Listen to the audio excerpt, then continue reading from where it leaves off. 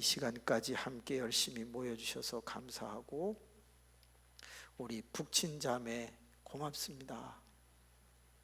다 성가대 안 쳐다보고 그분만 봤거든요. 북친자매 어디 있어요? 아, 바빠서 가셨나? 네, 그랬군요. 우리 옆에 있는 분에게 수고했다고 한번 인사해 주시면 안 될까요? 수고했습니다. 함께 해주셔서 감사합니다.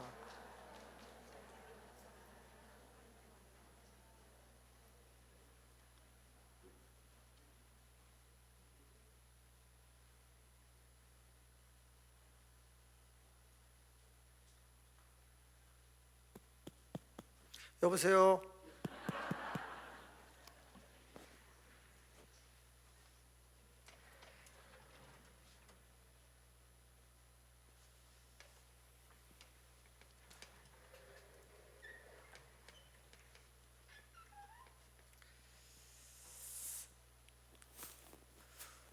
예수 그리스도를 믿는 사람들에게는 걸어가야 할 두 길이 있습니다.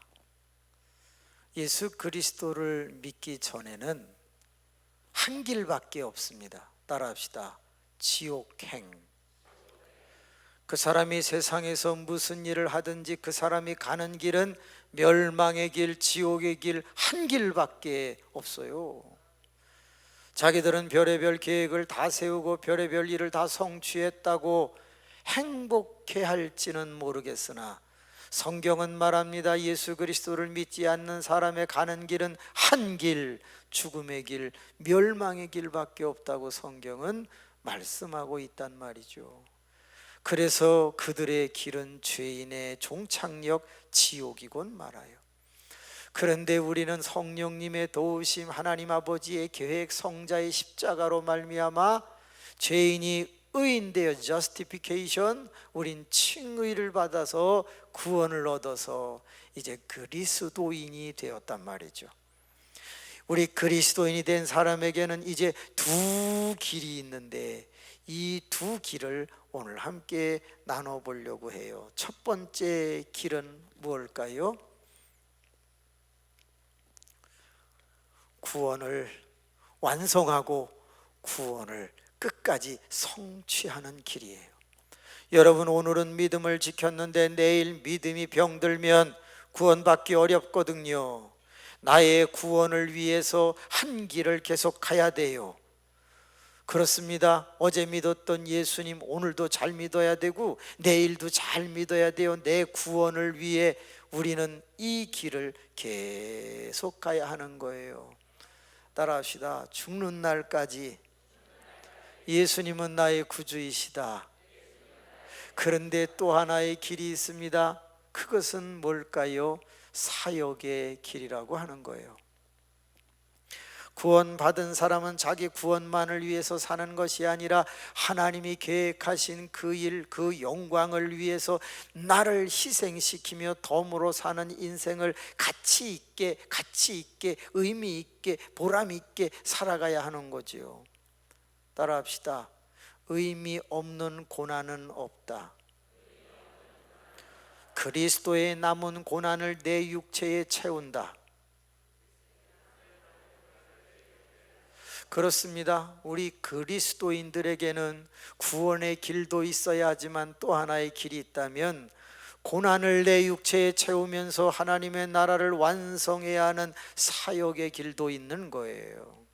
그런데 사역의 길을 잘 간 사람에게는 약속하셨네요. 면류관이 있다고 말입니다. 지금 이 자리에 있는 저는 이 자리에 서 있고 여러분들은 앉아 계시지만 하나님의 나라에 갔을 때는 누구 면류관이 더 빛날지는 모르겠어요. 이쪽에 앉으신 분의 면류관이 빛나기를 주님의 이름으로 축복합니다. 이쪽에 앉으신 분의 면류관은 더 빛나시기를 축원합니다. 이쪽에 앉아 계신 분은 허벌나게 빛나기를 축원합니다. 이쪽은 성가되니까 노른자 아랫목에 앉으시기를 축원합니다. 지휘자님은 더 큰 은혜가 있기를 원합니다. 왜냐하면 새 교회는 다 여자 지휘자였는데 오늘만 남자, 저는 언제가 남자 나올까, 남자 나올까, 내가 남자인데, 그런데 남자가 나왔는데 허벌나게 푸짐해. 그러니까 찬양이 확실히 달랐어. 축하드립니다. 옷도 벌써 면류관 빨라는 금색으로 입고 계시잖아요. 이야, 잘 되실 줄로 믿습니다. 많은 사람은 자기의 구원을 위해서 열심히 예수님을 믿지요. 그렇죠? 자, 제가 그림을 하나 그릴게요. 이게 뭐죠? 선이요?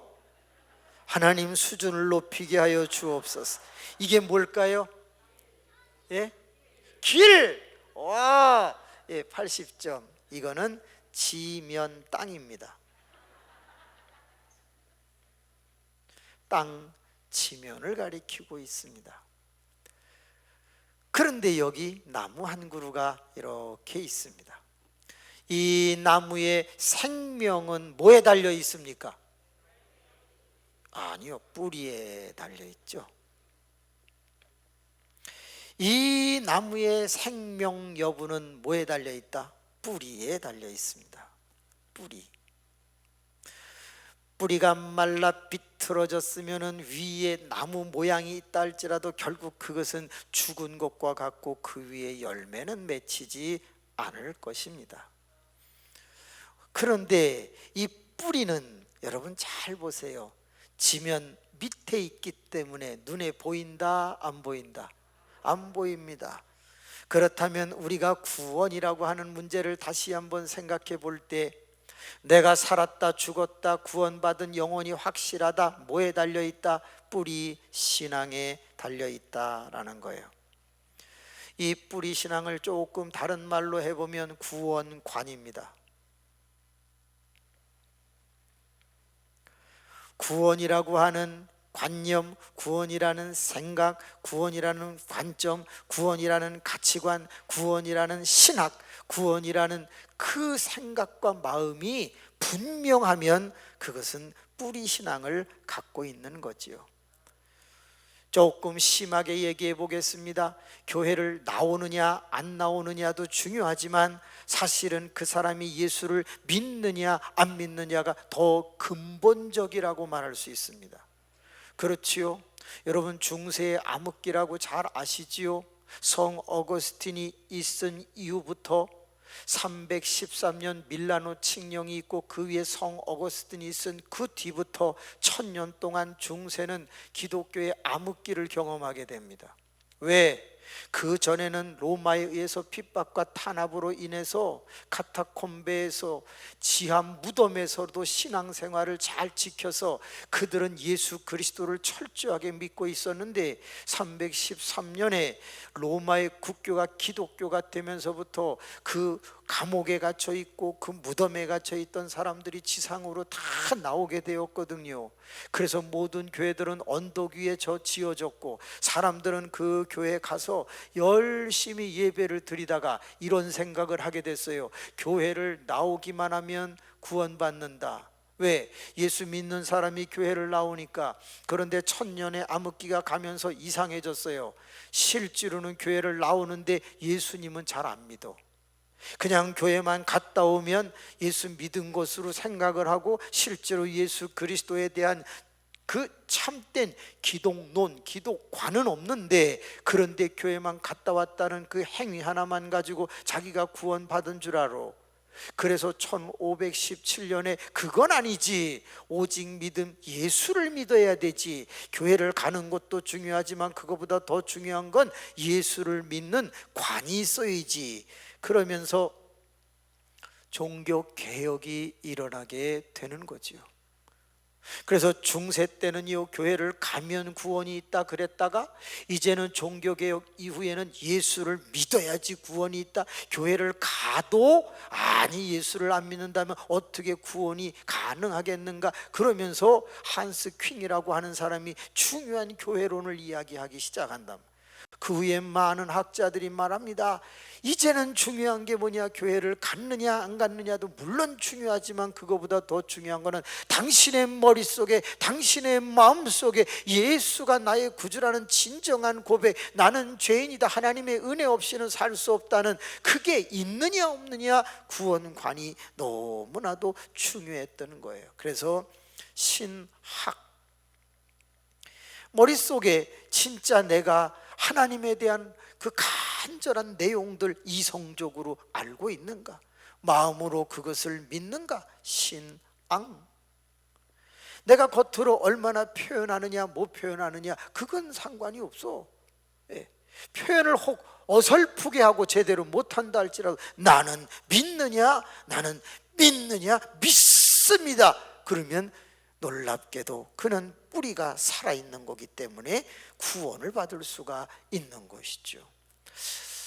제가 수지 선민교회에서 목회를 하고 있을 때 한 분이 열심히 술을 잡수시고 인생을 거의 허비하다가 70이 넘으셨는데 이제는 부인도 그 남편을 그렇게 소중하게 여기지를 않아서 남편이 벌은 돈이든 뭐든 다 부인이 관리하고 남편에게는 그저 용돈 조금씩 주니 이 남편은 잘 나갈 때는 끝발날리게 큰 소리 쳤는데 지금은요, 아내가 다 관리하고 자기는 그저 작은 돈 용돈을 받으면서 그냥 술도 제대로 못 먹고 그러던 중에 심장이 고장이 나서 투석을 하게 되니 부인은 그 사람을 병원에다가 갔다가 그냥 입원을 시키게 됩니다. 그리고 슬픈 거는 뭐냐면 부인이 잘 찾아오지를 않습니다. 허구한 날 저에게 전화 옵니다. 목사님, 나는 예수님을 안 믿어서 그런지 인생의 마지막이 너무 힘들고 참 고통스럽습니다. 내가 어떻게 해야 되겠습니까? 목사님. 그래서 제가 우리 사랑하는 장로님과 함께 신방을 가서 예수를 전합니다. 그분은 아쉬워서 그랬는지는 몰라도 그냥 무조건 믿을게요 그러는 거예요. 왜? 이제는 의지할 게 아무것도 없는 거예요.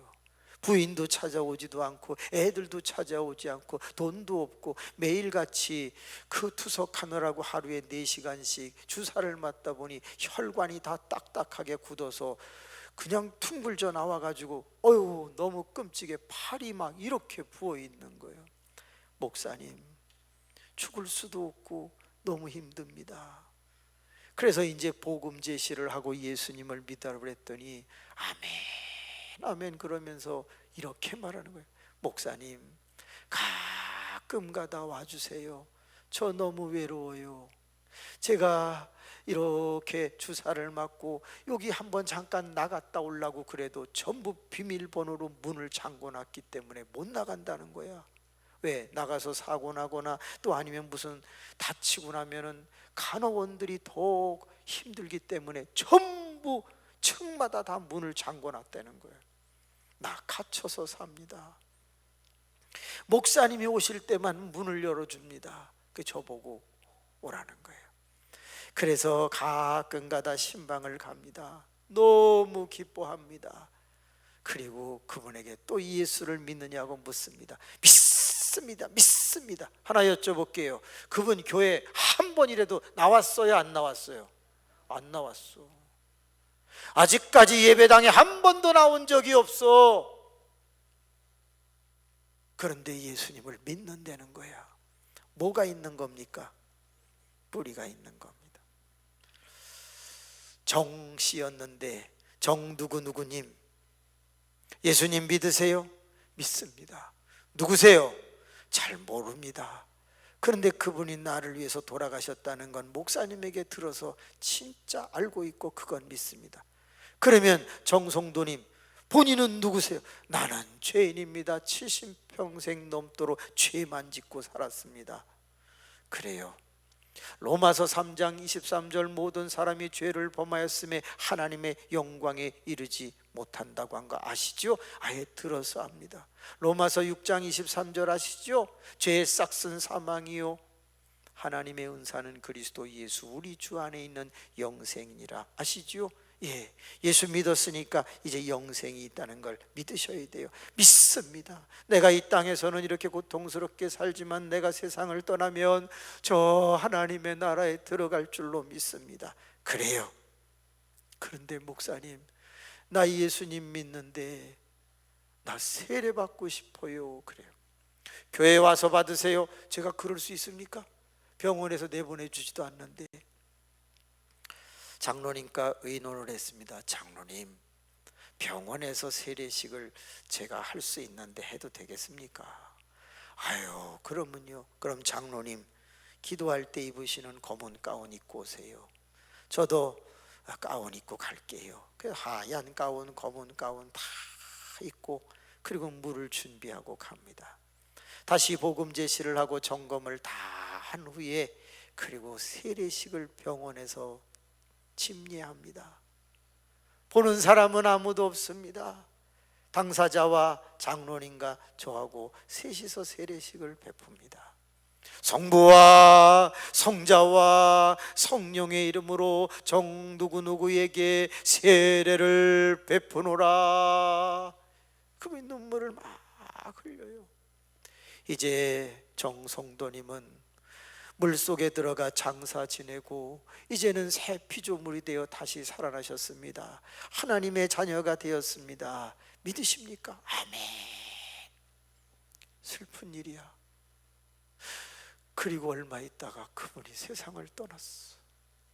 교회에 한 번도 오지 않았는데 그 사람 구원 받았어요? 못 받았어요? 그렇지. 여러분, 그에게는 적어도 뿌리 신앙은 있는 거야. 예수가 누구인지를 분명히 생각하고 마음으로 고백하고 있는 거야. 그가 하나님에 대해서, 예수님에 대해서, 성령님에 대해서 아는 것은 별로 없지만 들은 것만큼은 정립하고 있고 그리고 고백하고 있는 것이지. 그런데 너무 슬픈 게 있어요. 그리스도인이 가야 할 두 길 중에 그는 한 길밖에 가지를 않았어. 그게 뭐예요? 구원의 길만 갔다 이거예요. 그분이 하나님의 나라에 갔을 때 부끄러운 구원은 받았을지 모르겠지만 그에게 뭔 상급이 있겠습니까? 지옥 안 간 것만도 감사하지. 그런데 이 자리에 있는 우리 이 많은 영혼들은 얼마나 행복한가. 이미 구원은 따놓은 당상이고 이제는요, 우리는 시간만 나면 사역을 해왔고 앞으로도 사역을 해갈 것이고 2023년에는 더 멋진 사역을 해서 면류관을 만들어 가니 얼마나 감사하나. 금이나 은이나 보석이나 나무나 풀이나 지푸라기 같은 공적을 세우게 될 때, 불 가운데 지나갈 때 남는 자들은 상급을 받을 것이다. 바울이 말했던 것처럼 이쪽 두 칸은 금이나 은이나 보석의 공적이 있어서 남기를 축원합니다. 이쪽은 나무나 풀이나 지푸라기 바꾸도록 하겠습니다. 금이나 은이나 보석이나 남기를 축원합니다. 나무나 풀이나 지푸라기는 홀랑 다 타버려서 불 터널을 지나갈 때 뭐가 있겠습니까?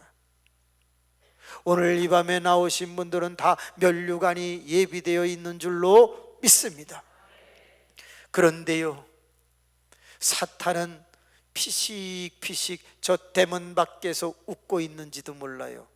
아이고, 그래, 얼마든지 장담해보고 고백해봐라. 내가 너를 내버려 둘 것 같으냐? 제일 먼저 사탄은 네 구원도 흔들어 볼게. 그래서 먼저 첫 번째 전략 무엇을 쓴다고 했습니까? 믿는 사람의 믿음을 떨어지게 만들기 위하여 불신 전략을 가지고 온다고 새벽에 말씀드렸습니다. 어저께. 더 나아가서 아무리 못 믿게 만들어도 끝까지 믿음을 지키면, 그래, 믿어도 안 된다는 걸 보여줄게. 뭘 갖고 온다고 그랬죠? 절망을 줍니다. 내가 10년 20년 예수를 믿었는데 자식도 변하지 아니하고 남편도 변하지 않고 내 삶의 환경도 변하지 않고 아픈 몸도 낫지 아니하면 믿어도 소용이 없네, 믿어도 별 볼 일 없네. 그러나 이 예수를 안 믿을 수는 없으니 믿는데 소극적이고 부정적인 상태로 그냥 절망 가운데 교회 다닐 수도 있다.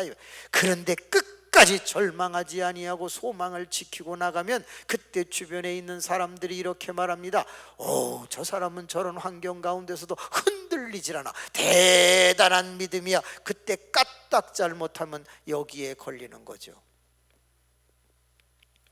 그래서 잘한다 잘한다 잘한다, 여러분 칭찬 들을 때 겸손할 수 있기를 바랍니다.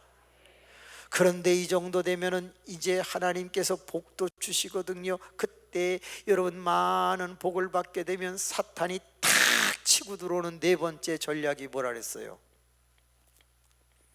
이제 서서히 적당히 하자라고 하는 게으름과 태만을 가지고 다가온다고 그랬거든. 아유, 시험시험해, 지금까지 얼마나 애를 썼어, 시험시험해. 그러면서 우리의 구원을 자꾸 무너뜨리려고 하는 불신과 절망과 교만과 태만을 내 안에서 일어나도록 자꾸 만들어. 그런데 끄떡하지 않고 오히려 태만하지 않고 성실을 하고 부지런하고 그래. 그러면요, 야, 안 되겠다, 전부 군대 귀신아 덤벼와라, 저 사람 치자. 그래가지고 다가오는 다섯 번째가 뭐라 그랬어요? 유혹. 달콤하게 유혹을 해보는 거야. 이런 것으로도 유혹해보고 저런 것으로도 유혹해보고. 첫 시간에 배웠습니다. 우리 모두에게는 뭐가 있다고요? 약점. 그래서 자꾸 쉽게 하고 싶어진다니까요. 대충 하고 싶어진다니까요. 귀가 어떻다고요? 얇다고요. 이런 여러 가지 방법으로 다 그냥 귀에다가 쏘곤쏘곤해서 넘어지게 만든다든지. 아유, 예수님 시험 믿어, 그렇게 힘들게 믿을 필요가 없어. 아이, 1년 봉사했으면 됐지, 내년에는 아이 내려놔. 자꾸 어떤 가모니 소리 온단 말이에요. 그런데도 이 유혹과 시험에서 이기고 또 승리해. 그러면 마지막에 차! 그래서 오는 게 뭐라 그랬어요? 핍박과 박해가 오는 거예요. 이유가 없어. 다 잘했는데 꼬여, 다 잘했는데 다쳐, 다 잘했는데 혹 암에 걸릴 수 있어, 다 잘했는데 부도날 수 있어. 욥처럼 말입니다. 그래도 아멘, 그래도 주여 하면 구원은 당연히 이룰 뿐만이 아니라, 그런 가운데서도 나만의 구원이 아니라 다른 사람의 구원을 위해서 나는 아직도 남은 여생을 살아야지 하면 사역의 길도 같이 가게 되는 거지요. 한 번 더 복습합시다. 인생이 짧으면 주님 빨리 만날 수 있어서 좋고, 인생이 길면 충성할 수 있어서 좋다.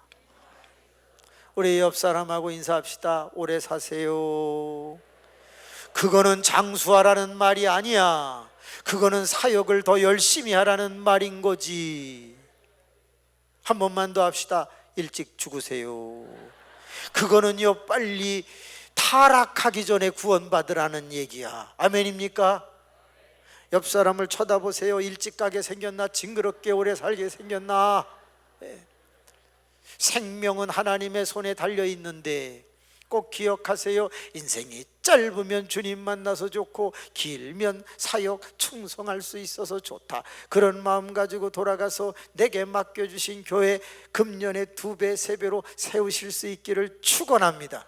그런데 여러분 기억하세요. 뿌리 신앙 가지고 눈에 보이지도 않는 자기만의 그 신앙 가지고는 절대 구원은 얻을지 모르겠지만 사역은 안 된다니까. 그래서 또 하나가 나오는 거예요. 뿌리에서 이제 드디어 이렇게 톡 튀어나오는 부분이 있어. 이걸 뭐라 그래요? 줄기라고 말해요. 줄기. 이 줄기는요 뿌리에 의해서 자라난 몸뚱어리인데 이건 눈에 보여. 그래서 이걸 줄기신앙이라고 하는데, 구원관과 신학과 신앙을 가지고 열심히 신앙생활하는 사람이 눈에 보이게 분명한 그리스도인답게 살아. 그걸 뭐라고 그래? 교회 생활이라고 그래요.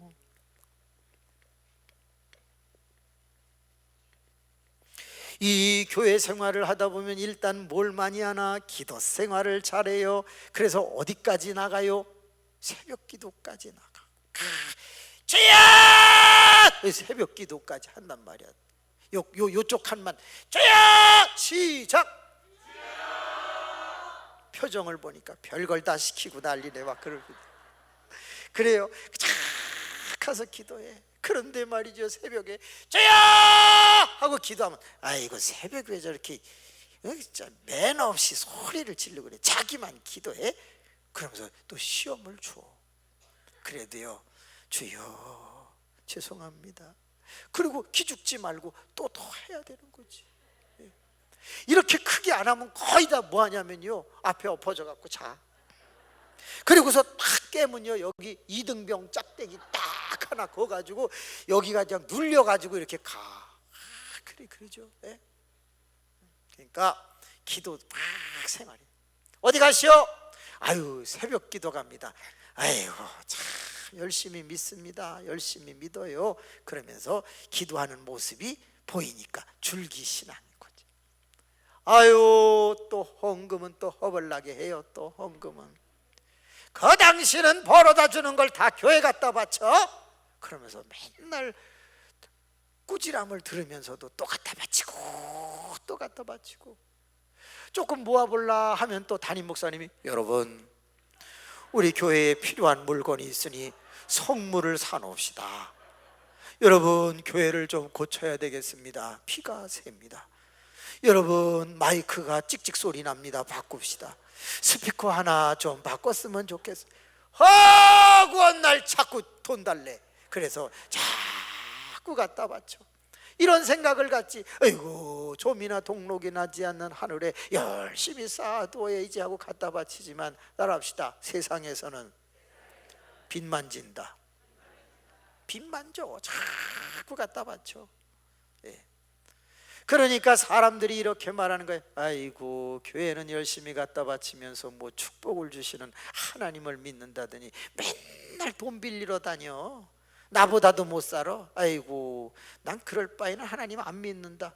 그런 소리를 들으면서도 주여 오늘도 주일 헌금을 드립니다. 주여 오늘도 11조 예물을 드립니다. 주여 오늘도 감사할 거 아무것도 없지만 감사헌금을 드립니다. 그러면서 우린 살아왔어. 그래도 어느 날 또 해외에 선교한다고 선교비 봉투를 나눠주네. 또 애들 다음 세대를 위해서 뭐 드리자고 장학헌금을 또 하잖아요. 항목만 13개야. 야 그래도 우리는 해. 그러니까 사람들이 다 알아. 아유 저 사람은 다 교회 갖다 바쳐. 어느 날 갑자기 또 옷을 입고 나왔는데 돌아다니면서 종이 쪽지 하나씩 놔주면서, 아유 우리 교회 한번 나와보세요. 아 예수 믿으세요. 그러면서 뭐해요? 전도를 또 하네. 그 종이 한 장 받아가면 얼마나 좋아? 안 받아가고 휙 버려. 그런데 그 버려진 그 종이 앞면에는 목사님, 담임 목사님 사진이 있잖아. 그런데 어떤 사람이 지나가다가 그걸 탁 밟아. 우리 담임 목사님 밟혔어.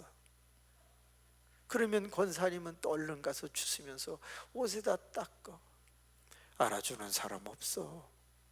그렇게 하면서 그냥 열심히 하지만, 아이고 너나 잘 믿으세요 그러면서 사람들은 조롱을 하고 그렇게 예수 앞으로 돌아오지를 않아. 여러분 전도지를 돌려보고 통계를 내봤어요. 왜? 전도학 교수니까. 충격적인 통계를 봤네요. 8,000장을 뿌렸을 때 한 명이 교회에 돌아옵니다. 몇 년 전에 제가 통계를 내보니까 8,000장의 전단지를 나눠주면 한 명이 교회에 올 수 있다는 거예요. 그러면 여러분은 무슨 생각이 듭니까? 그래 16,000장을 뿌리면 2명이 오겠구나. 여러분 이런 생각을 하고 뿌리세요. 종이 한 장에 영혼이 살아날 수 있다면 그걸 어떻게 돈으로 환산할 수가 있겠는가, 그 말. 그렇죠.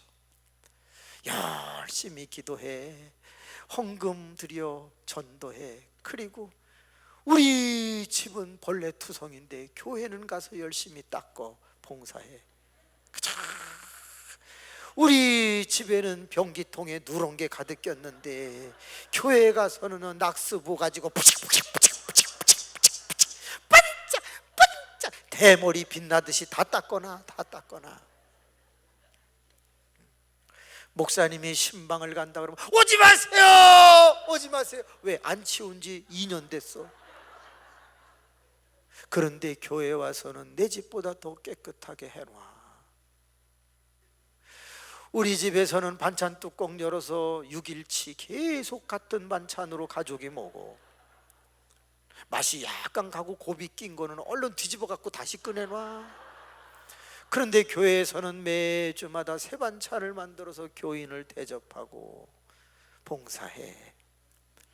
교회 생활을 철저히 합니다. 그런데 여러분 기억하세요. 이렇게 해도 바깥 사람은 우리들의 교회 생활, 줄기신앙을 보고 돌아오지 않습니다.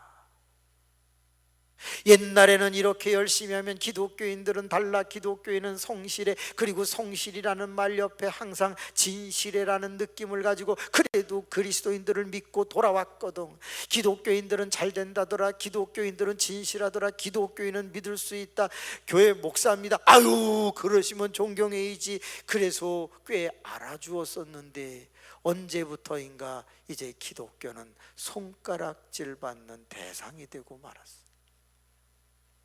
심지어 교회 안에 모이던 그 대면 예배를 당연시했던 수없이 많은 사람들은 2년 반 3년 만에 교회 안 나오는 게 익숙해져 버렸어. 줄기 신앙마저도 흔들리고 있는 것 같아. 뿌리는 흔들리지 않지만 줄기는 약간 말라 들어가는 것 같아. 교회 생활에 대해서 뭔가 회의를 느끼기 시작하는 것 같아. 그래서 기도 생활도 점점 줄어들고 헌금도 생각하면서 드리고, 그리고 전도는 더더군다나 안 하고 봉사 애찬하자 그러면 아우 힘들어 그러면서 이제 애찬이 없어지는 교회도 많어. 계속 굶으시기를 축원합니다. 날마다 금식하시기를 축원합니다. 거봐, 아멘 안 하잖아요. 그러면 반대로 하겠습니다. 애찬 만들어서 온 교인이 코이노니아 하시기를 축원합니다. 아멘이 좀 허접해. 어쨌든 이렇게 많은 사람들이 뿌리 신앙에서 그래도 살아있기 때문에 줄기 신앙, 겉으로 드러나는 모습을 보여줍니다. 주일이 되면 7일의 하루는 그저 성경책을 들고 교회를 갑니다. 어디 가시오? 아유 교회 가시는구나, 잘 다녀오세요. 그러면서 사람들은 내가 그리스도인인 걸 다 아는데 왜 따라오지 않는 걸까? 왜 존경하지 않는 걸까? 왜 돌아오지 않는 걸까? 내가 뿌리신앙과 줄기신앙을 열심히 해봐야 뭐는 이루어지지 않는다? 사역은 이루어지지 않아. 여러분, 사역은 이런 전도와 봉사가 다 사역이기는 하지만 정말 중요한 사역은 뭐예요? 영혼이 돌아와야 되는 거잖아. 사실 그게 의미가 있는 거 아닙니까? 그래서 필요한 게 뭐냐? 그렇습니다. 이 뿌리에서, 이 줄기를 통해서 드디어 아름다운 열매들이 맺혀야 되는 거예요. 열매들이.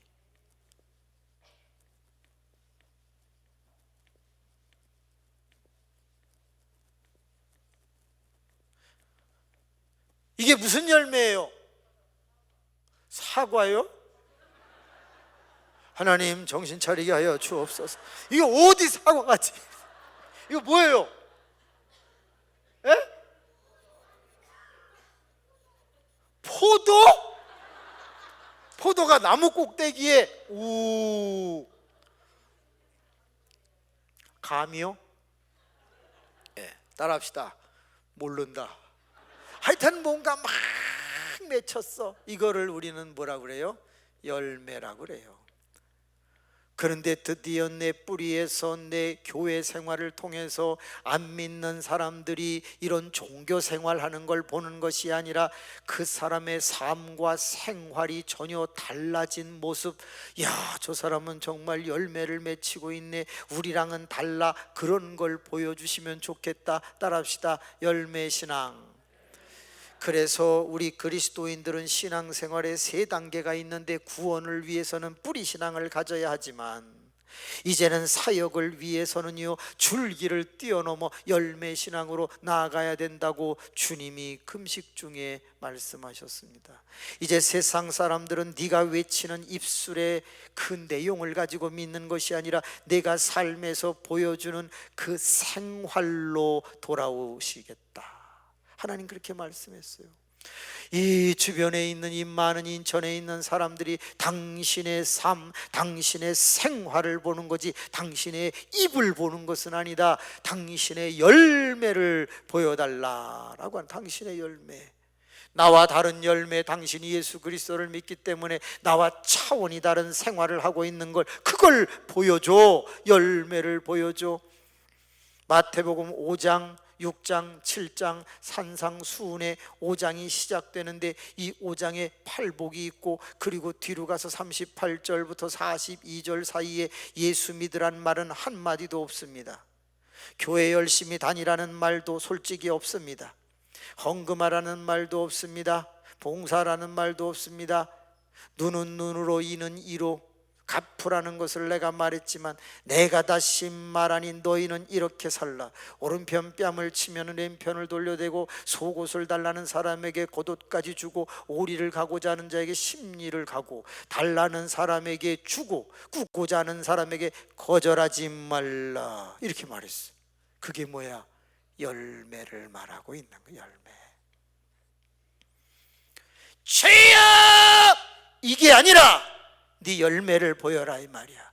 오른쪽 뺨을 치거든 왼편도 돌려댈 때 세상 사람들은, 2023년도를 살아가는 21세기의 사람들은, 어이구 그리스도인들은 다르네, 어떻게 오른편 뺨을 맞았는데 왼편을 돌려대지? 어이구 삶이 다르네. 그래서 그 열매를 보고 사람들이 감동을 받고, 진짜 나도 예수 믿어야지 하고 돌아온다는 거지. 속옷을 달라고 그러는데 겉옷을 주니까, 야, 물질 문제에 있어서 남다르네, 그러니까 따라오는 거지. 오리를 가고자 하는데 십리를 같이 가, 시간을 그에게 맞춰주고, 오리는 짧은 시간인데 십리까지 같이 가면 내 시간을 너를 위해서 쓰겠다니까, 그 열매를 보고 희생적이야, 그리고 돌아오는 거지. 달라는 사람에게 줘, 꾸고자 하는 사람에게 거절하지 않아. 잠언에서는 뭐라 그랬어요? 보증 서지 말라, 돈 꿔주지 말라. 그것도 맞는 말이지만 정말 어렵고 힘든 사람에게는 달라고 그럴 때 줘야지. 어떻게 다 줄 수는 없지만 형편 따라 나누어 줄 수 있어야 되는 거 아닌가? 여러분, 사도행전 말씀을 읽어보세요.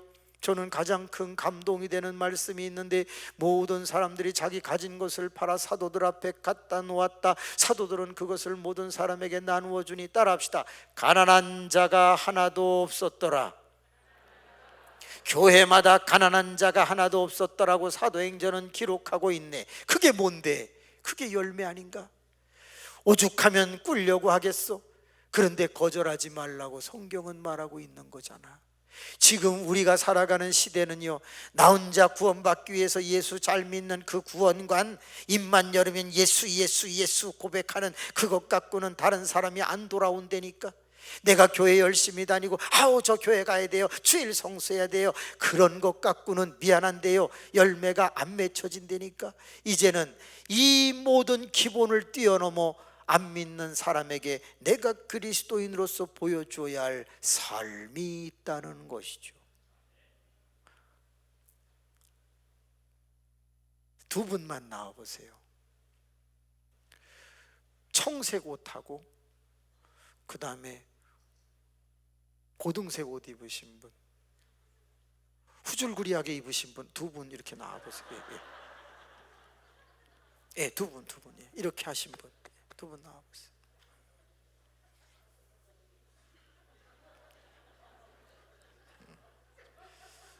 예, 여기로 이렇게 가운데로 올라와 보세요.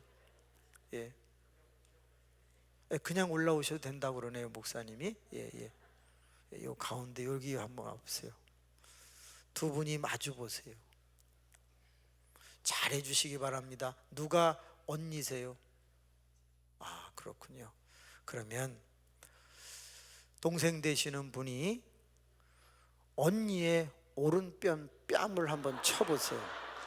아니요, 이거 진지하셔야 돼요. 자, 조금만 앞으로 다가가셔서 세게는 치지 마시고 오른편 뺨을 쳐보세요.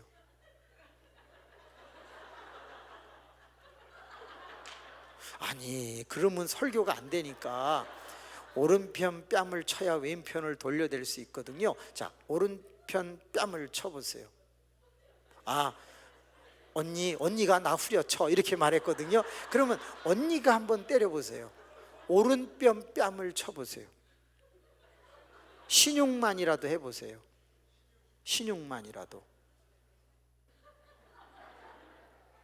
아, 그렇구나. 여러분, 얼마나 잘못하셨는지 아시죠? 왜? 이분의 뺨은 지금 왼편 뺨이잖아요.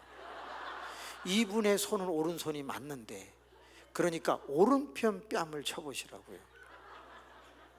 예. 이건 틀렸죠. 왜? 성경은 오늘 새벽에 말씀드렸죠. 왼손잡이일 때는 반드시 표시를 한다고. 그건 특별한 표시가 없으면 다 무슨 손이라고? 오른손이라고 새벽에 말씀드렸어요. 자, 오른손으로 오른편 뺨을 쳐보세요. 그렇지, 한번 해보세요. 해보셔요. 예. 틀렸죠. 세상에 이렇게 치는 사람이 어디 있어요? 따라서 이거는 손등으로 후려 갈긴다는 걸 말하는 거예요. 이스라엘에서는 손등으로 상대방을 후려치는 걸 살인이라고 해요. 그러니까 그냥 따구를 때리는 거하고는 차원이 다른 거예요. 자, 그래서 이분이 오른손을 가지고 이분의 오른편 뺨을 칠 때는 손등으로 후려칠 수밖에 없는 거거든요. 그거를 히브리 사람들은 살인이라고 했다고요. 그런데 그렇게 살인적인 행동을 했는데 왼편을 돌려대라는 거예요. 그게 뭐예요? 그게 열매라는 거예요. 두 분 수고하셨는데 그냥 들어가지 마시고 상금을 드리도록 하겠습니다.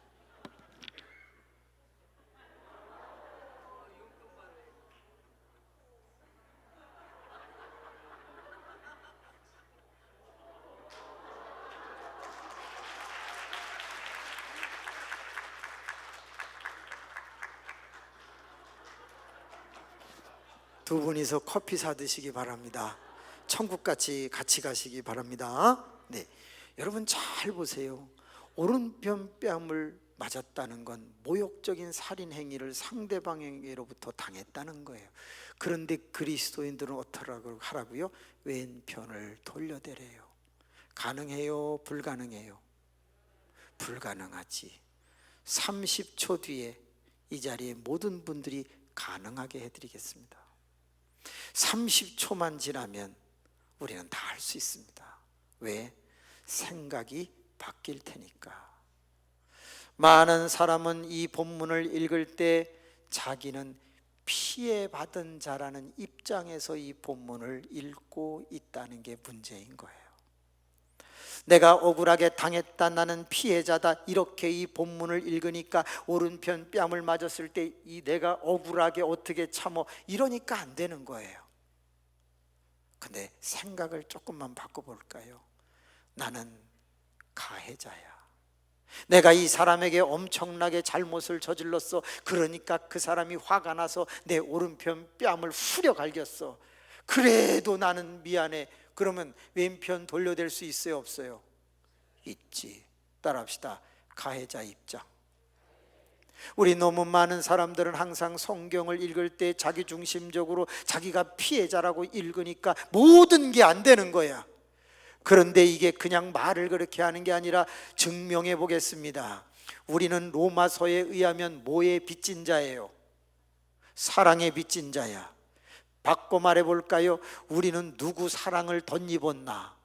예수 그리스도. 그러면 예수 그리스도의 사랑 때문에 내가 살았지. 그럼 내가 살기 위해서 예수님은 뭐 했어요? 죽으셨지. 따라합시다. 나는 살인자다. 엄밀히 말하면 내가 예수를 죽인 것과 같아. 나는 살인자라는 가해자야. 그래서 어떤 사람이 나를 때릴 때 나는 예수 죽인 사람이니 마저도 싸. 왜 그렇게 생각을 하지 못하는가 그 말이에요. 어렵지.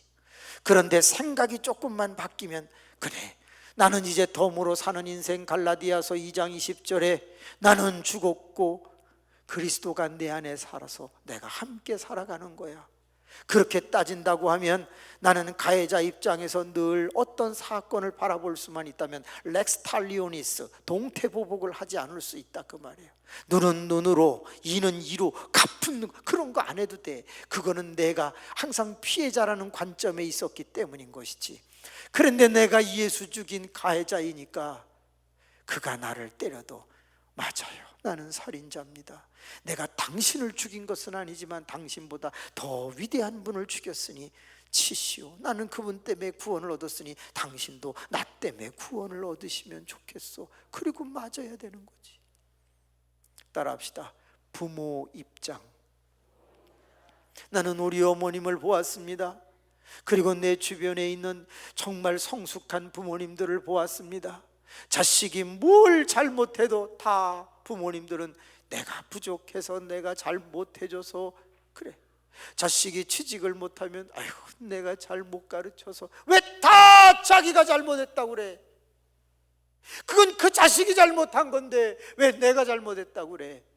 가해자 입장처럼 부모 입장이 되면요, 자식이 내 오른편 뺨을 칠 때 왼편도 조건 없이 돌려대더라고. 자식이 잘못해서 경찰서에 갔어. 그런데 아들이 경찰서에 있다, 딸이 경찰서에 있다는 말을 듣고 부모가 달려가서, 여러분의 모든 행동은 똑같잖아.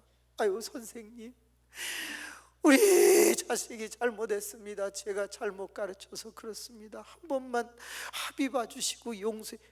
왜 그래? 지가 잘못한 건데. 부모의 입장은 그런 거더라고.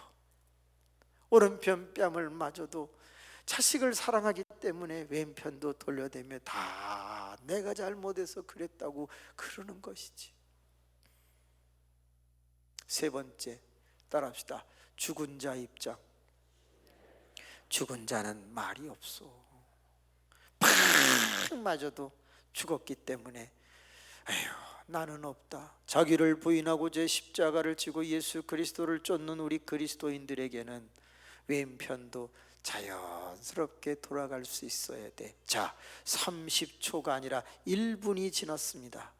이렇게 내가 가해자 입장, 부모 입장, 죽은 자 입장이라는 사고 하나만 정립해도 10번 중에 10번 다 못하던 거를 10번 중에 한두 번이라도 참을 수 있게 되고 나아가게 돼. 그때 사람들은 우리를 바라보면서 뭐라 그래요?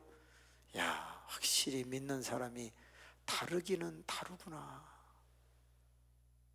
그럴 때 사람들의 마음에 감동이 오고, 야, 저런 사람이 다니는 교회는 도대체 어떤 교회인가? 지금 21세기 2023년은 그런 열매를 보여주는 그리스도인들이 있는 교회가 세워져 갑니다. 얼마 전 앙케이트 발표를 보았습니다. 그런데 잘 아시는 대로 지금 교회를 나가지 아니하고 온라인이나 아니면 혼자 예배를 드리는 뿌리 신앙을 가진 사람들, 교회 생활을 떠나서 그래도 예수님을 믿고 있는 사람들이 몇 명? 350만 명이라고 발표됐어요. 그런데 그 350만 명이 코로나 지나면서부터 지금 뭘 하고 있죠? 살아있는 교회를 찾고 있다는 거예요. 우리가 교회로 돌아가야 되겠다라는 생각을 한다는 거예요. 근데 아무 교회나 가지 않겠다는 거예요. 살아있는 교회, 뭐죠? 교인들이 열매를 보여주는 그 교회로 나는 등록하고 싶다. 이제는 종교 생활하고 있는 그런 교회에 염증을 느낀다는 거야. 그러면 우리 교회가 이 남동구역에 있는 31개 교회들이 만약에 뿌리를 강조해가지고 부흥하는 시대는 지났고, 이건 당연한 거고, 줄기를 보여주는 건 끼리끼리 자라는 거, 그 시대도 이제는 지났고, 세상 사람들은, 또는 안나가 교인, 가나안 교인들은 너의 열매를 보여주면 내가 그 교회를 정할게, 지금 그런 시대가 되었다는 거예요. 여러분, 오른뺨을 맞을 때 당장은 감정이 치밀어 올라서 그렇지만, 내 의지나 내 정신과 내 사고가 아니야, 내가 예수 죽인 사람이지, 이러면 안 되지. 미안합니다, 제가 더 성숙하지 못해서 그러니 참아주세요. 다 제 잘못입니다. 그리고 왼편을 돌려댈 수 있다면 때린 사람도 사실은 내가 잘못했죠, 이러면서 그 사람을 존경하게 되는 거지. 이스라엘 사람들은 속옷을 안 입는 사람도 많았다고 하네요. 속옷은 값이 안 나갔어. 그런데 겉옷은 저당 잡혀서 돈을 빌릴 수 있을 만큼 값어치가 있었죠. 그런데 어떤 사람이 속옷을 달라고 그럴 때 겉옷까지도 줄 수 있어요. 물질의 문제에 있어서 10에 1조 하시는 분 손 들어보세요. 나 10에 1조 한다, 손 들어보세요. 안 되시나? 안 하시나? 그래, 좋습니다. 10에 2조 하시는 분 손 들어보세요. 감사합니다. 2분, 3분. 저는 10에 2조를 합니다. 마태복음 22장 36절서부터 42절을 읽어보세요.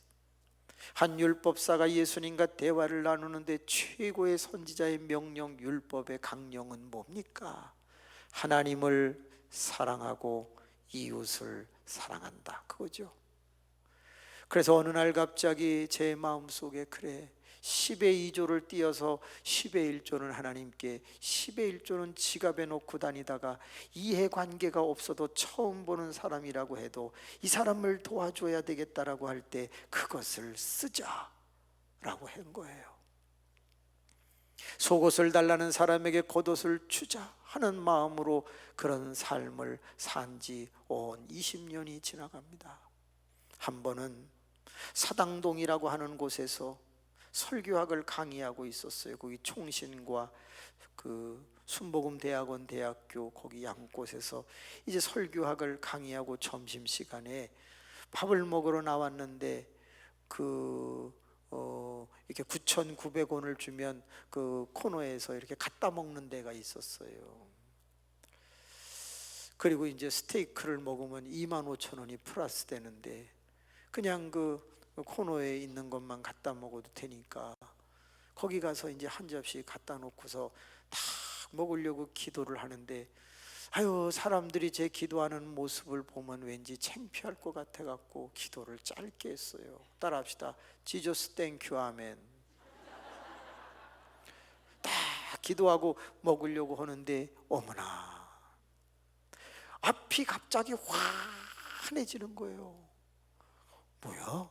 딱 보니까 정말 하얀 옷을 입으셨는데, 단발머리를 하셨는데, 그런데 아주 30대 한 후반 정도 돼 보이는 분이 안경을 딱 썼는데 너무 아름다운 모습을 가지고, 그 접시에도 많이도 안 갖고 왔어. 적당히 갖고 와서 딱 놓더니 손을 모으는데 지저스 땡큐 아멘이 아니야.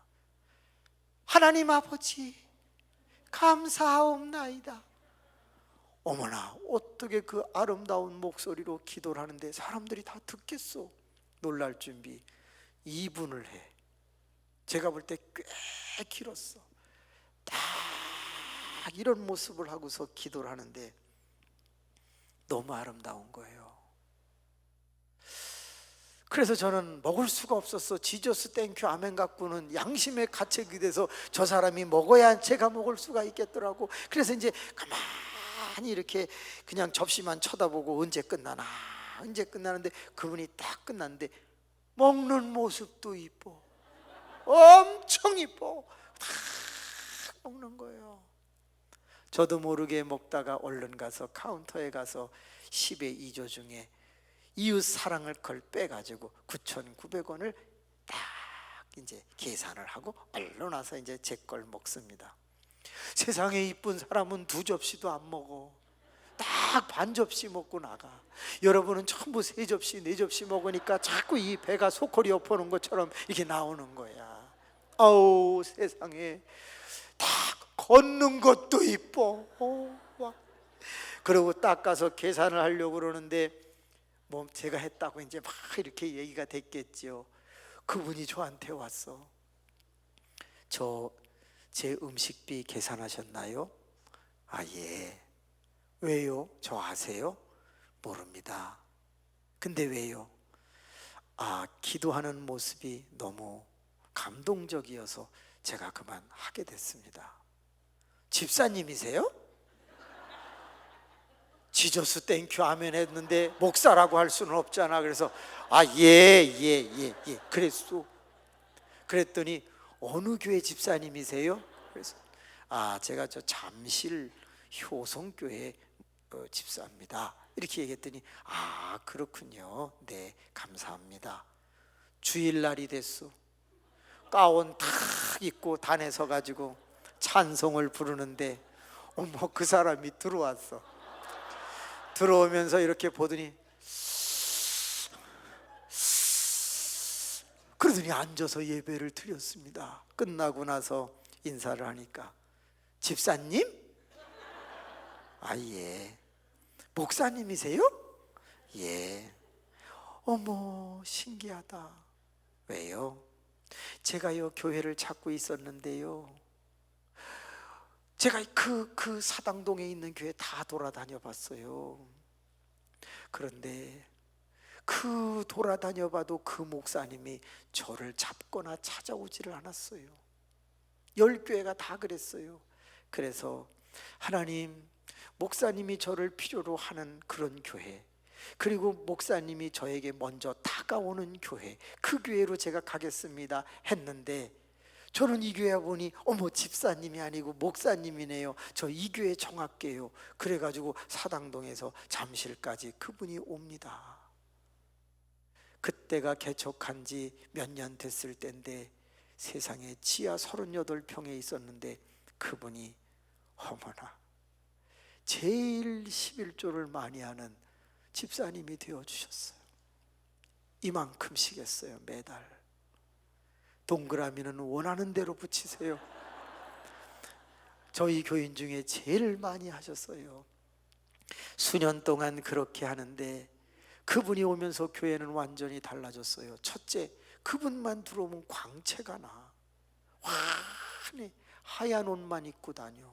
여긴 왜 이렇게 시커먼 거예요? 에? 제발 이렇게 시커멓게 하긴 저도 시커머네. 그래갖고 그분이 오면서 인상도 받고 예의도 바르고 모든 게, 그러니까 교회가 탄력을 받기 시작했어요. 여러분, 속옷을 달라는 사람에게 겉옷을 주는 것은 한번 생각해 보지 않겠습니까? 내 물질을 조금만 더 사람들에게 열매처럼 느껴지도록 행동해 보시지 않겠습니까? 영혼들은 다 교회를 찾고 있다는 걸 기억하십시오. 그리고 31개 교회에 돌아오는 주일부터 알곡 신자 될 수 있는 사람들이 등록하고 방문하게 되기를 축복합니다. 아유, 목사님, 아유, 너무 아름다운 분이 오셨어요. 할렐루야. 그런 역사가 일어나기를 소망합니다. 거지 같은 이단은 오지 말고 정말 아름다운 분이 오고, 이단은 오더라도 회개하고 거듭날 수 있기를 축복합니다. 그렇습니다. 오리를 가고자 하는 사람에게 십리를 가려면 바빠요 이런 소리 해갖고는 안 됩니다. 아, 예, 제가 한번 맞춰봐야죠. 같이 갑시다. 그래서 오리를 가고자 하는데 십리를 동행해 줄 때 그 사람은 얼마나 고맙겠어. 얼마나 고맙겠어. 달라는 사람에게 주고 꾸고자 하는 사람에게 거절하지 않으면 얼마나 귀하겠어. 여러분, 동영상을 하나 보여드릴게요. 가능할까요? 네, 부탁합니다. 경기도 용인에 있는 한 교회에서는 노숙인들과 함께 성경 공부를 한다고 합니다. 매주 성경을 공부하면서 노숙인들의 삶이 달라지고 있다고 하는데요. 장현상 기자가 전해드립니다. 경기도 용인시 수지구에 위치한 수지 선민교회. 매주 금요일 오전이면 교회 앞마당에는 사람들로 가득합니다. 수지선민교회가 노숙인들을 위해 시작한 성경 공부 시간. 2015년 수지선민교회에 부임한 김홍양 목사는 당시 10여 명의 노숙인들이 매주 교회를 찾아와 여비를 받아가는 모습을 보고 성경을 가르쳐야겠다고 시작한 것이 나사로 선교회 성경 공부의 시작이었습니다. 그분들에게 성경을 가르쳐야 되겠다 생각을 하고 오시는 분들에게 20분만 시간을 달라. 그래서 성경 공부를 시작했습니다. 현재는 140여 명이 매주 성경 공부에 참여하고 있습니다. 12주에 한 번 성경 시험을 시작하고 장학금을 주며 변화가 시작됐습니다. 예절을 갖춰 서로 인사하는 것에서부터 서로 웃으며 대화하고 성경 공부에 앞서 자리를 정리하는 등 이제는 지역 주민들도 옷, 빵, 떡 등을 교회에 전달해 노숙인들에게 나눠주고 있습니다. 한 3년 정도 됐습니다. 그때 이제 맨 처음에는 사람들 많이 오길래 그냥 따라왔다가 그냥 계속 오게 됐습니다. 뭐 이렇게 금요일 날 낮 시간에 예배를 드릴 수 있다는 게 어떻게 보면 참 행복입니다. 예, 참 고맙고 감사하고 항상 즐거운 마음으로 선민이 옵니다. 기쁜 마음으로 오고요. 예, 항상 이 선민교회에서 저희들을 위해서 많은 것을 베풀어 주셨어요. 그래서 감사하는 마음으로 여기 옵니다. 항상 기쁘지요, 뭐 감사하고요. 앞으로 더욱 그 선민교회가 번창해서 이 많은 사람들 저희들을 보살펴 주었으면 고맙겠습니다. 김홍양 목사는 나사로 형제들이 점점 늘어나고 있어 연령, 성별을 구분해 구체적인 성경 공부를 계획하고 있다며 교회 직원들과 교인들의 헌신적인 섬김과 봉사로 변화가 일어나고 있다고 설명했습니다. 지금의 가장 큰 변화는 언어가 순화되고 술을 끊고 무엇보다도 서로 질서를 지키려고 노력하고 제일 감사한 것은 그들의 모습이 점점 가정으로 돌아가려고 하는 모습들이 보인다. 그런 변화를 말씀드릴 수가 있겠네요. 한 교회의 헌신적인 섬김과 노력이 노숙인들의 작은 변화를 이끌어내고 있습니다. CTS 뉴스 장현상입니다. 6년 전에 한 60여 명 모이는 교회에 종이 다시 개척하는 마음으로 부임하게 됩니다. 저는 성결교회 목사였는데 이 교회는 장로교회였습니다. 목사님께서 연로하셨고 교회가 21년 됐는데 부흥을 시켜주시면 고맙겠다 그러셨어요. 그래서 제가 해보겠습니다. 그리고 장로교 다시 3년 대학원을 공부를 정식으로 하고 이 교회의 목사가 됩니다. 월요일에는 학교를 가고 나머지는 목회를 하는 거죠. 그런데 어느 날 갑자기 노숙자 8명이 왔습니다. 부목사님이 1,000원씩을 주는 걸 이렇게 보았습니다. 어느 날 갑자기 하나님이 제 마음속에 이런 생각을 주셨습니다. 야, 너는 노숙자를 거린 만드느냐? 네 교회가 사람을 거지 만들고 있다. 그런 마음을 주셨어요. 그래서 다음부터는 부교육자가 하지 않고 제가 서가지고 정성껏 기도를 해주니 나는 그렇게 또 사람들이 많이 올 줄 몰랐어요. 교인은 적게 느는데 노숙자는 빨리 늘어요.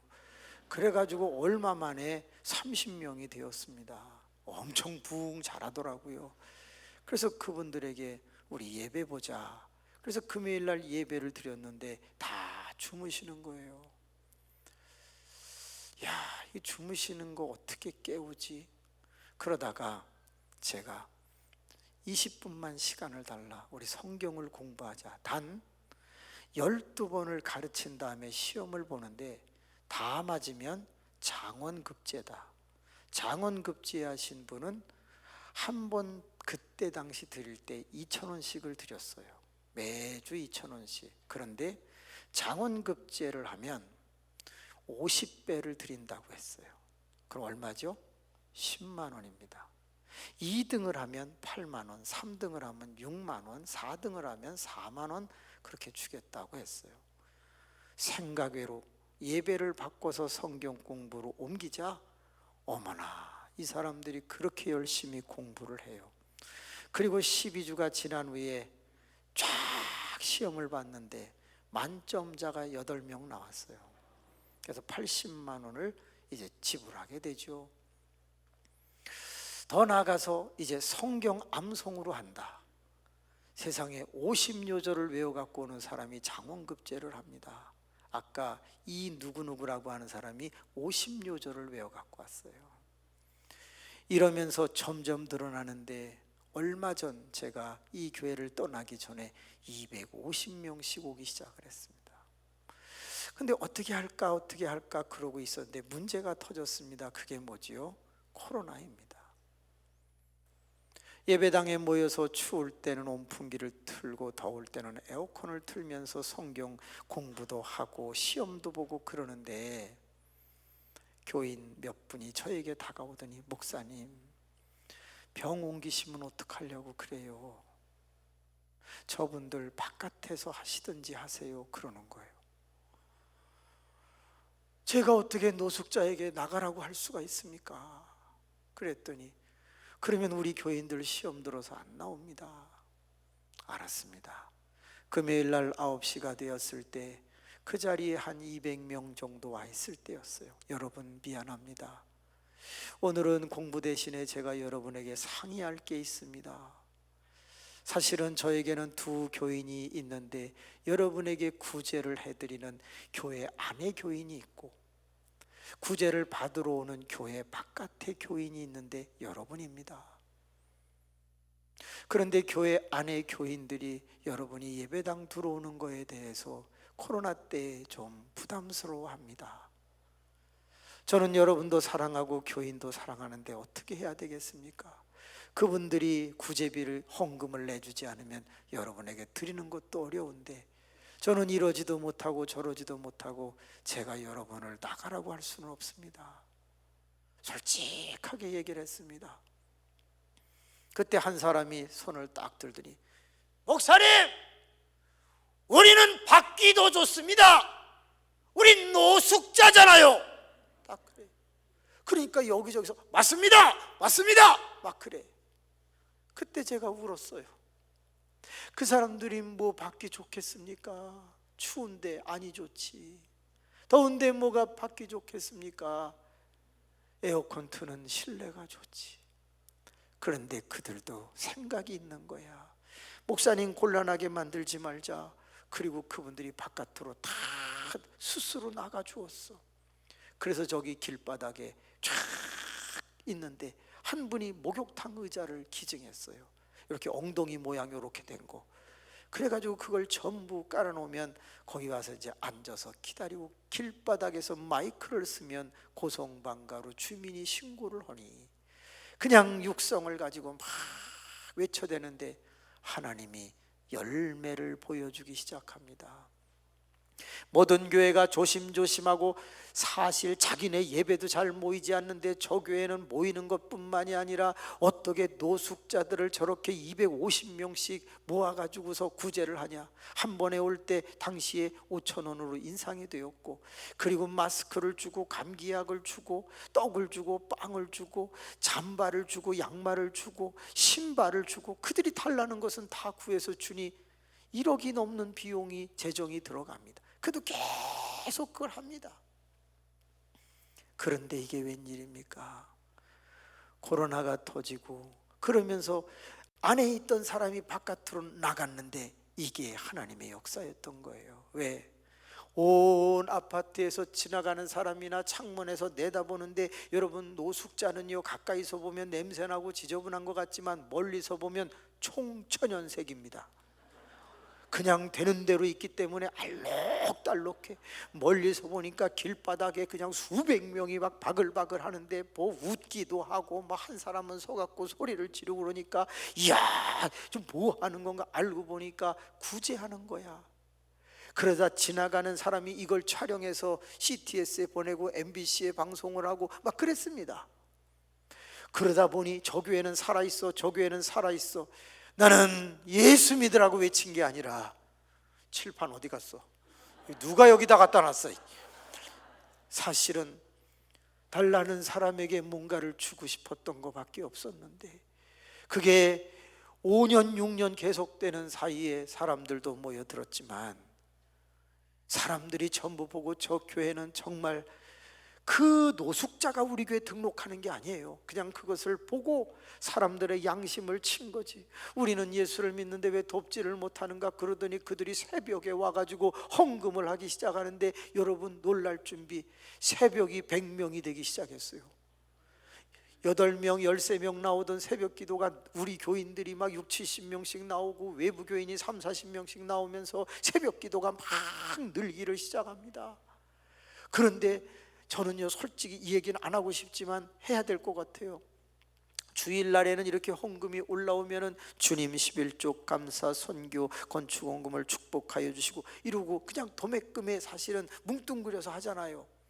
근데 새벽에는요 몇 명 안 되니까 제가 거기 기도 적은 걸 전부 읽어가면서 간절하게 기도했는데 그걸 언제 하냐, 다 새벽 기도 이제 주기도문으로 끝나고 난 다음에 통성 기도할 때 제가 혼자서 그걸 기도를 하는데 사람들은 자기 기도 안 하고 제가 뭐라고 기도하나 그걸 이렇게 다 듣고 있었나 봐요. 그런데 새벽에 헌금을 하면 전부 일일이 기도해 주는 걸 교인들이 알고 주일날에 드릴 바에야 새벽에 드리자 이래가지고 새벽에 드리기를 시작해.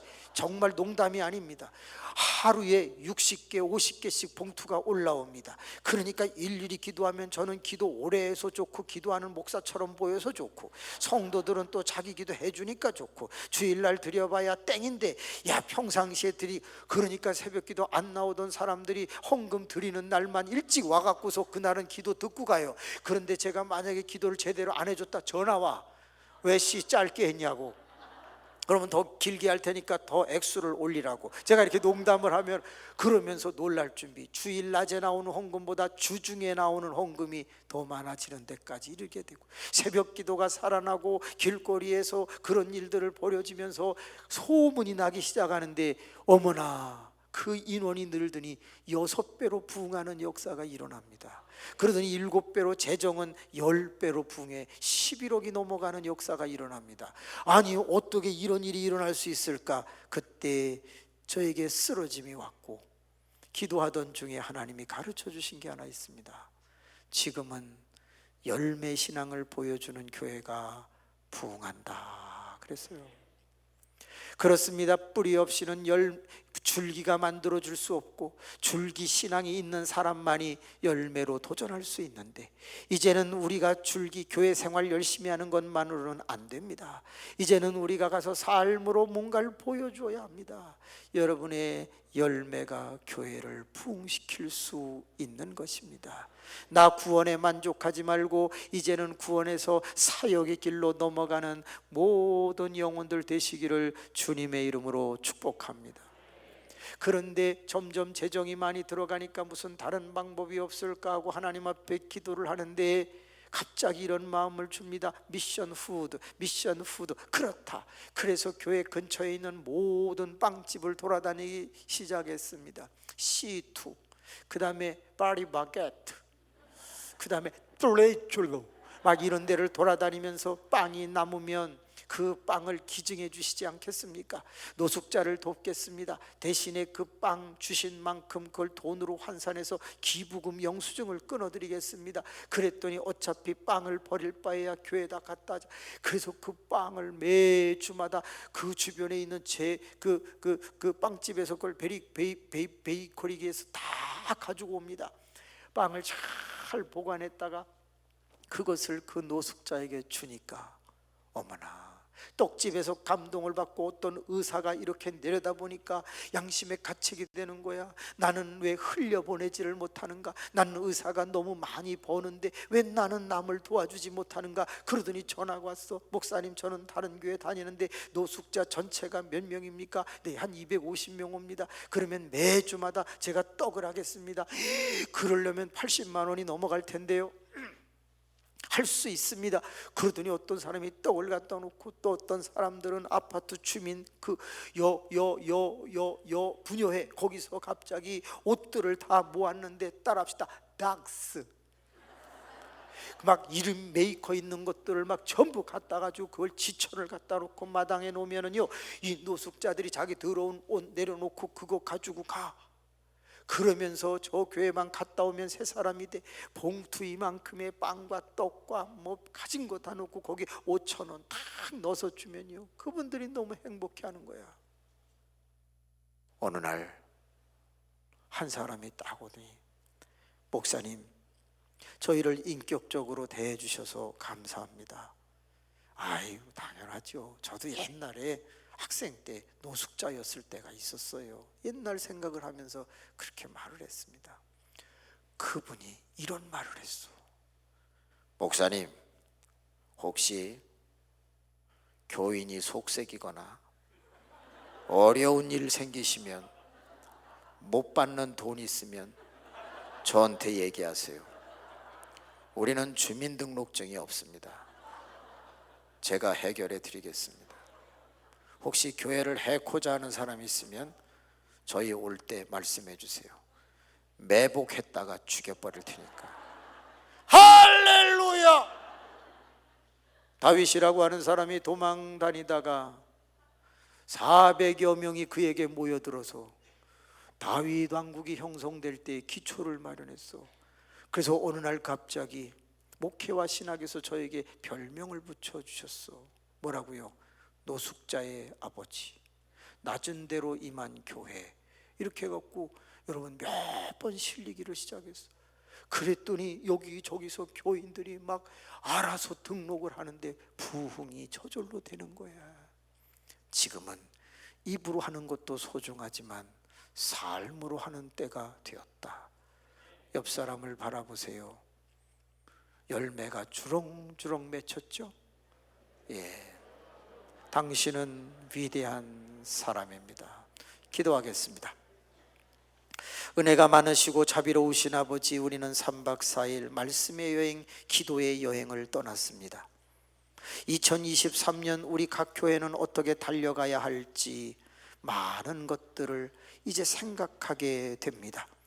이제는 뿌리 신앙을 뛰어넘어 줄기 신앙을 뛰어넘어 안 믿는 사람들은 우리의 열매를 보기를 원하니 주여, 우리가 열매 신앙을 작은 것부터 실천하게 도와주시고 모든 교회가 우죽순처럼 일어나는 역사가 있게 하여 주옵소서.